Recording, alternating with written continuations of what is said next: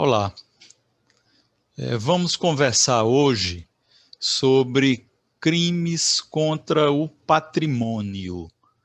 Vamos abordar os delitos que são praticados contra o patrimônio particular e, eventualmente, contra o patrimônio das pessoas jurídicas de direito público também. Então, seguiremos a partir do artigo 155 do Código Penal, focando inicialmente, portanto, o crime de furto.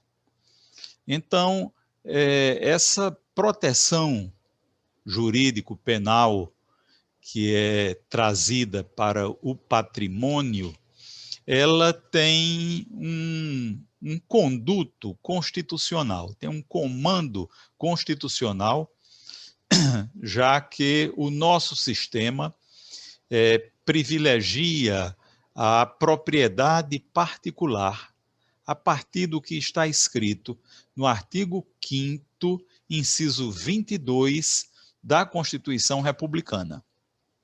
Então, na sua missão de oferecer proteção ultima ratio, o direito penal tem um elenco de tipos que tem a proteção focada na propriedade. Quando se fala em patrimônio, se entende patrimônio particular e, eventualmente, patrimônio também das pessoas jurídicas de direito público, mas com esse cariz da propriedade privada que está ajuizado na Constituição.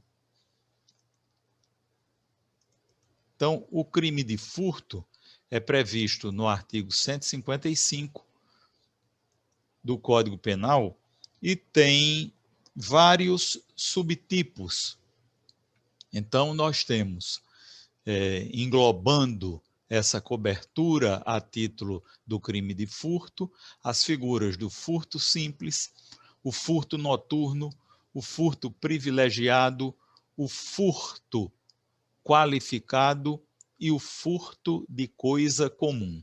Essa explicação, essa divisão, ela é feita de maneira didática para melhor compreensão.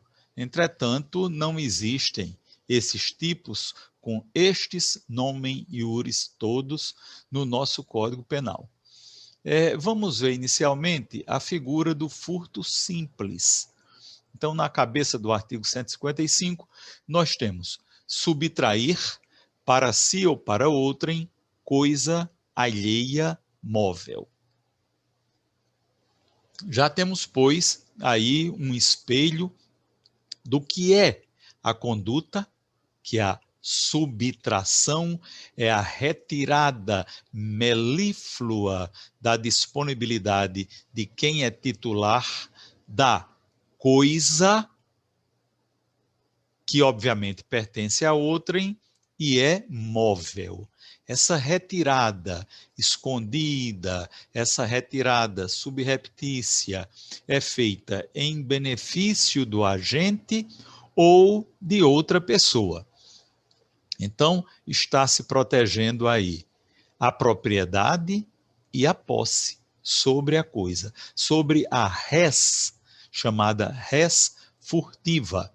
É um crime que pode ser praticado por qualquer pessoa, obviamente excluindo daí o proprietário ou o possuidor, para essa primeira figura. E tem como sujeito passivo o proprietário ou o possuidor, pessoa física ou pessoa jurídica de direito privado e, em algumas ocasiões, pessoa jurídica de direito público também. Então, é esse o primeiro foco da proteção do Código Penal incidente sobre a propriedade, que chama de patrimônio. O objeto material, insisto, é coisa alheia móvel, ou seja, aquela que é passível de ser retirada de um ponto para outro.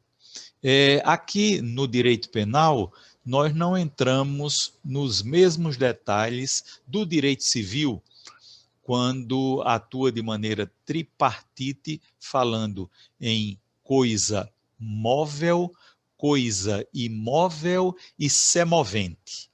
Para fins de direito penal, coisa móvel e semovente podem perfeitamente figurar como objeto material do crime de furto. Um computador, um automóvel, um relógio, uma caneta, uma joia, tudo isso pode ser objeto material do crime de furto. Mas o legislador ampliou esse espectro, inserindo também, por força comparativa, a energia. Então, a energia elétrica ou qualquer outro tipo de energia que tenha cariz econômico, que tenha valor econômico, pode ser objeto material da prática do crime de furto. Obviamente, só uma ficção, só uma determinação legal é que tem essa força de equiparar energia a coisa, mas isso tem inspiração desde o direito francês, e com a chegada da energia elétrica e a prática da apropriação das vantagens da energia elétrica, e a não existência no Código francês de um tipo penal específico para alcançar essa conduta, fez com que fosse inserido no Código Penal francês essa figura comparativa da energia elétrica à coisa móvel, que é o objeto material do crime de furto. E depois se ampliou isso de maneira que temos em muitos sistemas penais, inclusive no brasileiro, essa equiparação por força de lei da energia elétrica e de todo tipo de energia térmica, energia eólica, energia nuclear, tudo isso é passível de ser objeto material do crime de furto. Obviamente, algumas vantagens da vida moderna, impulsionadas pela tecnologia, terminam desafiando pronunciamentos judiciais ou providências legislativas, a exemplo do que aconteceu com a própria energia elétrica. Então, a TV a cabo, o sinal de TV a cabo, será que o sinal de TV a cabo pode ser considerado objeto material da prática do furto? O Supremo Tribunal Federal entendeu que não, que outro crime poderia abarcar a apropriação, digamos assim, do sinal de TV a cabo e os semelhantes, como sinal de internet, etc. e tal. No STJ, tem um interessante julgado, que eu transcrevo aqui na tela que estou compartilhando com vocês, quando diz: a terceira seção do STJ considera que a conduta de transmitir sinal de internet via rádio de forma clandestina caracteriza, em princípio, o delito do artigo 183 da Lei 94/72 de 97.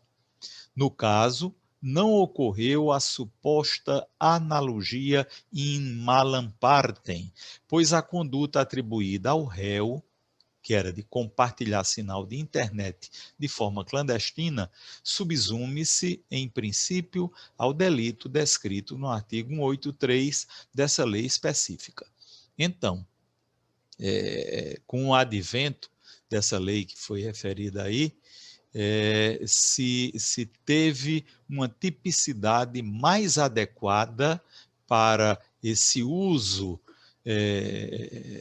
criminoso da transmissão de sinal de internet via rádio, do que enquadrar isso no parágrafo 3º do artigo 155. A ação física é subtrair, é retirar de maneira discreta, é retirar sem violência, sem ameaça à vítima. O elemento subjetivo dolo, único elemento subjetivo dolo. E se consuma quando o bem móvel é retirado da esfera de disponibilidade da vítima. É algo que precisa ser apurado com muito cuidado para saber se já existe, no caso concreto, o crime de furto consumado ou crime tentado. É preciso que efetivamente a vítima tenha perdido o contato físico com a coisa e que também não tenha condições de retomá-la, porque às vezes o furto está acontecendo, a vítima nota e arrebata para si a coisa que já está sendo, o bem que já está sendo subtraído pelo agente. Então, teríamos aí uma tentativa, porque a vítima, porque o sujeito passivo não perdeu de tudo o contato com a coisa, ainda estava na esfera de disponibilidade dele, tanto que ele pôde recobrar a posse desse bem que estava sendo subtraído. É um crime material por excelência e, portanto, a tentativa é possível. Vide o exemplo que acabo de dizer. Ao ponto em que desafia a aplicação de sanções, como pena de reclusão de 1 a 4 anos e multa na forma simples, o crime de furto tem a submissão às chamadas cláusulas gerais dos crimes contra o patrimônio, ensejando a isenção de pena se o sujeito ativo for cônjuge, ascendente ou descendente do sujeito passivo. Se existir essa relação de parentesco entre sujeito ativo e sujeito passivo, o praticante do crime fica isento de pena. Obviamente que o crime de furto é um crime sem violência, e por isso mesmo é que se lhe aplica essa regra lá do artigo 181 do Código Penal. A ação penal é pública e incondicionada. Entretanto, somente se procede mediante representação se o crime for praticado em prejuízo do cônjuge separado judicialmente, do irmão, do tio ou do sobrinho com quem o agente coabita. Isso é também uma regra genérica daquelas disposições que estão lá nos artigos 181 e seguintes. Essa aqui da ação penal está especificamente no artigo 182. Então, a pena, como eu já disse, para a cabeça do artigo, para o furto simples, é reclusão de 1 a 4 anos e multa. Existe a incidência de agravante, ou seja, o crime é agravado se for praticado durante o repouso noturno, ensejando, pois, a majoração da pena em 1/3. Quando nós falamos em repouso noturno dos moradores da casa, nós estamos dizendo do período em que culturalmente e socialmente, no lugar onde ocorre o furto, as pessoas estão, de maneira mediana, já no seu regaço, já no seu repouso, já dormindo. Isso é um dado cultural. Tem localidades que às 7 horas da noite as pessoas já estão recolhidas a dormir.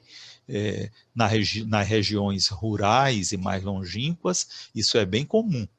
Já no mundo urbano, as pessoas deixam para dormir mais tarde. Então, esse conceito de repouso noturno é tomado em consideração a partir dessa visão cultural das pessoas. Se dormem mais cedo ou se dormem mais tarde. Não vai se confundir aí com crime praticado durante a noite. Fala-se aí em repouso noturno. Temos também a figura do crime privilegiado. Furto privilegiado previsto no parágrafo 2º do artigo 155, quando se diz: se o criminoso é primário e é de pequeno valor a coisa furtada, o juiz pode substituir a pena de reclusão pela de detenção, diminuí-la de 1 a 2/3 ou aplicar somente a pena de multa. Temos uma situação que é benéfica ao praticante do crime de furto e que considera alguns pontos positivos desse sujeito. O primeiro, a primariedade, ou seja, é aquela pessoa que nunca teve contra si uma sentença penal condenatória transitada em julgado. Primeiro ponto. Segundo ponto, a coisa for de pequeno valor. A coisa furtada é de pequeno valor. Mas a lei não especifica o que é de coisa de pequeno valor. Coube à jurisprudência definir que coisa de pequeno valor é aquela que está abaixo de um salário mínimo. Então, o STJ marcou essa posição, entendendo que coisa de pequeno valor é aquela que tem até um salário mínimo. E isso vai ensejar, vai ser um passo para o benefício que é concedido ao agente. E o que benefício será esse? Então, primário, e a coisa é de pequeno valor, ele tem direito subjetivo de pedir que se lhe aplique essa regra do parágrafo 2º do artigo 155, com a substituição da pena de reclusão pela pena de detenção, com a possibilidade de diminuição da pena de 1 a 2/3, ou, noutra senda, o juiz aplicar somente a pena de multa, convencido de que uma dessas providências pode ser a mais adequada para o caso. Para conceder ou para negar, o juiz tem que apresentar fundamentação séria sobre a concessão ou a negativa dessa benesse do parágrafo 2º. Algumas questões, e muitas são as questões, mas algumas delas que desafiaram discussões no âmbito do judiciário e da doutrina, que é a possibilidade, digo aqui uma delas, a possibilidade ou não de se aplicar o privilégio do parágrafo 2º quando o crime é qualificado. Sim, porque nós vamos ver um pouquinho adiante que existem qualificadoras para o crime de furto. E será possível aplicar-se esse privilégio àquilo que o próprio legislador disse que era uma conduta mais gravosa, mais severa, e por isso teria uma pena diferente, por isso seria qualificado o crime? Depois de muita discussão, o Superior Tribunal de Justiça terminou aquecendo, acordando de que é possível o reconhecimento do privilégio nos casos de furto qualificado, se estiverem presentes a primariedade do agente, o pequeno valor da coisa e a qualificadora for de ordem objetiva. Guardem bem, pois existem qualificadoras de ordem subjetiva. Mas, se for objetiva a qualificadora, é possível sim a incidência do privilégio, ou seja, dessa modificação da pena, dessa diminuição específica da pena. Então, temos isso já consolidado no âmbito do Superior Tribunal de Justiça e, pois, na mesma linha, o próprio Supremo Tribunal Federal já decidiu também que é viável a aplicação do privilégio. Existem algumas situações que são interessantes de se tratar. Quando é criado o tipo penal do furto, é dito, logo na cabeça do artigo, logo no caput, que é subtrair para si ou para outrem, coisa alheia móvel. A sensação que passa com esse comando proibitivo de que se aproprie, de que se retire da esfera de disponibilidade, é a de que o agente tire efetivamente a coisa do âmbito da posse ou da propriedade de outrem e transfira essa posse ou propriedade com ânimos de definitividade, ou pelo menos de permanência, para si ou para outrem. Ele pode estar fazendo aquilo já para entregar ali a um comparsa. Mas, se ele retira a coisa sem ânimos de ficar com ela, desde o início já com a intenção de devolver, seria isso um ilícito penal cabível na figura do furto? Não. Não é. Entende-se que aí ocorre um furto impróprio ou furto de uso. Então, o furto de uso é aquele furto simples no qual o agente quer apenas usufruir momentaneamente da coisa alheia móvel. É o fulano que tira o relógio do colega de apartamento, do colega de república, apenas para dar uma volta com ele, que as pessoas vejam que ele está usando isso, ele dá um rolé ali no shopping ou numa rua mais conhecida ali, as pessoas acham bonitão aquele relógio, e logo na sequência ele vai devolver. Não houve aí um animus apropriandi que sirva a caracterizar a conduta como de crime de furto. O carro, e esse é um pouco mais complicado, porque ninguém gosta de ter seu carro subtraído para que outra pessoa faça um passeio, dê uma volta. Sempre há uma tentativa de se enquadrar isso como um furto, mas a doutrina e a jurisprudência têm encontrado atipicidade nessa conduta, porque não há o ânimos de reter para si aquela coisa.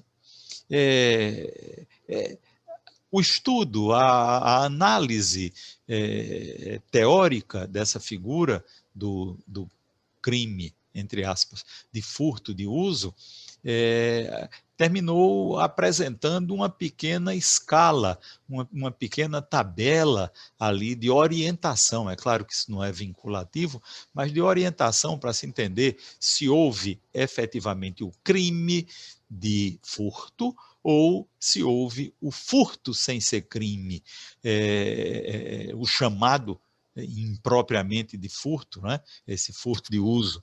Então é necessária a presença da intenção desde o início de que vai usar momentaneamente aquela coisa subtraída, a coisa subtraída, ou seja, o objeto material dessa conduta, não é consumível, ou seja, um carro pode ser, um relógio pode ser objeto material dessa conduta. Já algo que seja comestível, por exemplo, consumível, que vai se acabar ali, não pode ser objeto desse furto de uso. E, por último, deve haver a restituição imediata e integral da coisa subtraída da vítima. Esse conceito aí de imediato, claro que tem que ser visto com temperança, porque um carro que é retirado não é em 10 segundos que ele é devolvido. O camarada sai, dá uma volta, etc. e tal. Então, essa conduta, conquanto não seja considerada crime de furto, ela pode ser apurável em instância extrapenal. Bagatela. O crime de furto é um terreno muito amplo, muito fértil para discussões acerca do princípio da insignificância, ou seja, da ausência de tipicidade material para caracterizar o crime de furto. A bagatela, que vem do direito alemão, Klaus Roxin conseguiu dar uma dimensão bastante interessante e séria a essa apreciação. Ela é reservada para aquelas situações de menor potencial econômico, ofensivo e até mesmo jurídico. Ela não é uma criação do direito alemão, embora lá ela tenha encontrado a sala para se expandir, mas disso já cuidavam os romanos. Quer dizer, já temos muitos séculos da existência dessa máxima. Pretor minima non cura, ou seja, o juiz não vai cuidar de coisas miúdas, não vai julgar coisas pequenas. Então, essa insignificância, ela, uma vez presente, ela desnatura a materialidade essencial, a tipicidade material do crime, mas atende também a alguns requisitos traçados pela doutrina e consagrados nesses 4 tópicos que nós estamos mostrando aí na tela, em posições do Superior Tribunal de Justiça. Quando diz que para a caracterização da bagatela, a coisa deve ter um valor bem pequeno e tem se fixado em 10% até agora, em 10% do salário mínimo. Então, para que seja a bagatela, mínima ofensividade da conduta do agente, ou seja, a agressão ao patrimônio foi mínima, nenhuma periculosidade social da ação, nem algo que o homem médio veja e enxergue como algo muito perigoso. Nenhuma. O reduzidíssimo grau de reprovabilidade do comportamento. Vejam essa figura que aparece aí, esse cartoon, onde um homem está tirando ali um pacote de leite de um mercadinho. E a inexpressividade da lesão jurídica provocada. Quer dizer, se a proteção é para o patrimônio das pessoas, a retirada de um pacote de leite, de 1 quilo de açúcar, de uma coisa desse jeito, não vai afetar de maneira tão séria esse patrimônio ou essa propriedade. E chegamos no território das figuras qualificadas do crime de furto. Então, o artigo 155, parágrafo 4º, prevê pena de reclusão de 2 a 8 anos e multa se o crime de furto for praticado com destruição ou rompimento de obstáculo à subtração, ou seja, que o agente tenha necessitado de romper algum obstáculo físico que lhe separava da coisa a ser subtraída. É o arrombamento de uma porta, quebrar uma janela, destelhar uma parte da casa para nela ingressar, quebrar o vidro do carro para retirar um computador que tem ali. Então, esse rompimento ou destruição de obstáculo para a subtração desafia a qualificação do crime de furto. Também é qualificado quando é praticado com abuso de confiança, alguém que tem uma relação de confiança e quebra, imagine-se uma pessoa amiga que frequenta a sua casa e aproveitando um descuido, vai lá e surrupia uma joia da sua propriedade. Ela abusou da confiança que você depositava nela. Ou mediante fraude. Então, é aquele crime que é cometido de maneira especialmente enganosa. Nós sabemos que o crime de furto, por si somente, já é um crime de oportunidade, já é um crime de habilidade. É aquilo que classicamente se tinha de retirar a carteira do bolso da vítima na hora que vão subir o transporte coletivo, ou de tirar um telefone celular que está ali meio que oferecido numa bolsa entreaberta e tal. Mas a fraude que qualifica é aquela excepcional, diante escalada. É aquela pessoa que sobe com facilidade em um muro, que sobe em facilidade na parede de um edifício. De vez em quando aparecem aí essas figuras que o jornalismo chama de Homem-Aranha, aquela pessoa que vai e sobe 5, 6 andares, usando somente as mãos e os pés para praticar furto. A destreza é aquela excepcional habilidade, é aquele camarada que pega 2 clips de papel, junta e abre uma porta. Isso seria uma destreza, mas poderia também ser chamado de chave falsa. A chave falsa tem 1000 formas, é aquela que é copiada num molde de sabão. A crônica policial traz muitos casos desse tipo, ou é aquela que é feita no próprio local, a partir de uma matriz, onde o agente vai serrando, vai limando aquelas partes e vai enfiando na fechadura para poder conseguir. Então, tem 1000 formas. Ainda e mediante o concurso de 2 pessoas ou mais. Então, o concurso simples de agente já serve para qualificar o crime.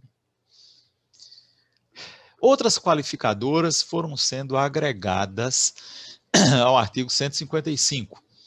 Então, nós temos uma qualificadora pelo objeto material.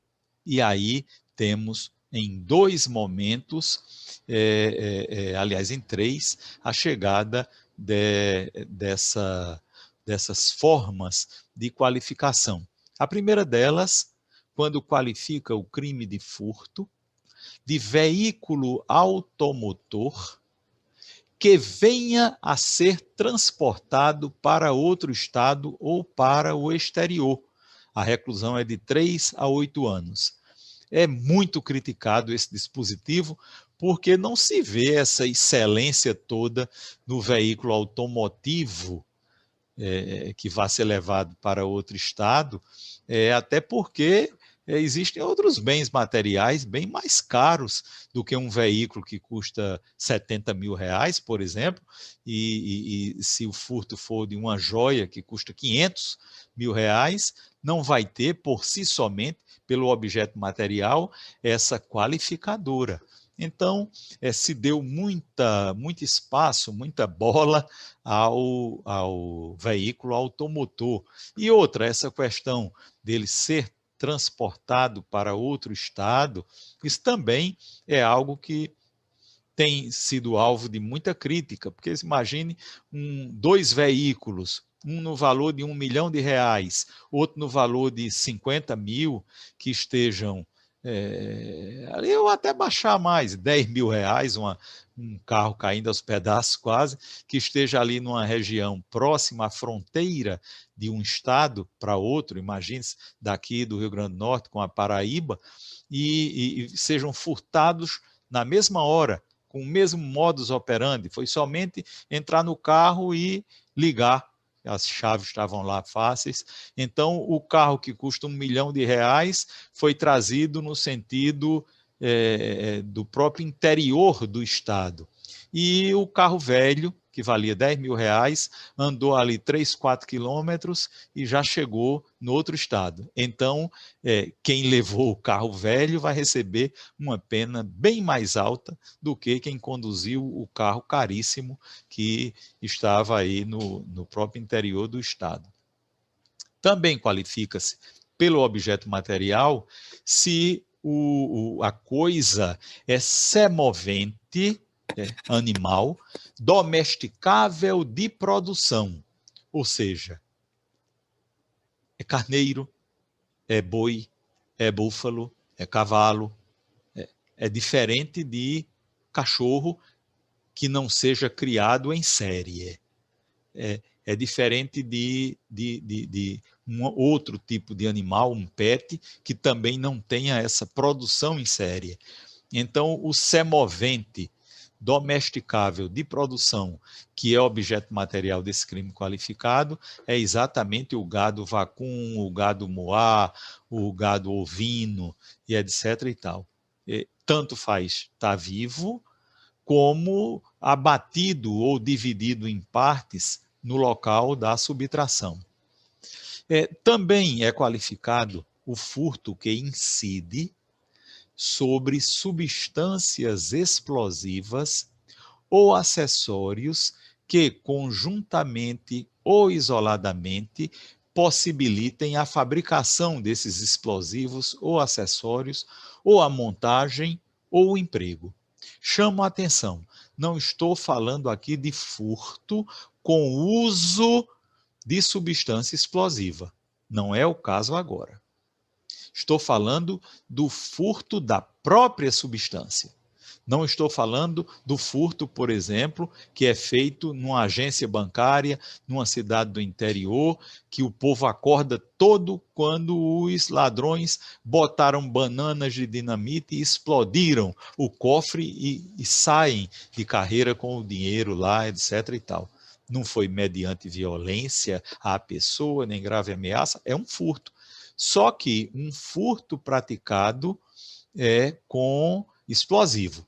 Esse é um modo de qualificação que é esse que está previsto aqui, que foi trazido para o nosso sistema pela Lei 13.654 de 2018, que é o furto praticado por explosão.